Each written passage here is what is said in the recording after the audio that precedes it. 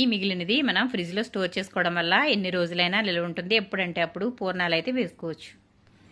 మనం రుబ్బి పక్కన పెట్టుకున్న పిండిలో ఇందులో అయితే ఉప్పు కలిపేసుకుందామండి. 1 స్పూన్ అయితే ఉప్పు వేసాను ఇందులో. దీంతో మనం ఉప్పు అయితే కలుపుకుందాం. చూడండి ఒకసారి ఉప్పు అయితే చక్కగా కలిసిపోయింది. మనకి 1 గంట నానిన తర్వాత పిండి అయితే ఈ విధంగా ఉంది. ఇలా కలుపుకోవాలి. ఇంతకన్నా పలుచగా ఉంటే మనకి పర్ఫెక్ట్గా బూరెలు అనేవి రావు. పైది పలుచగా అయిపోతుందండి. కాబట్టి ఇలా అయితే ఉండాలి.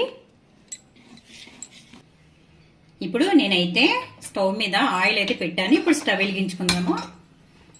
ఈ ఆయిల్ని కొంచెం కాగనిద్దామండి.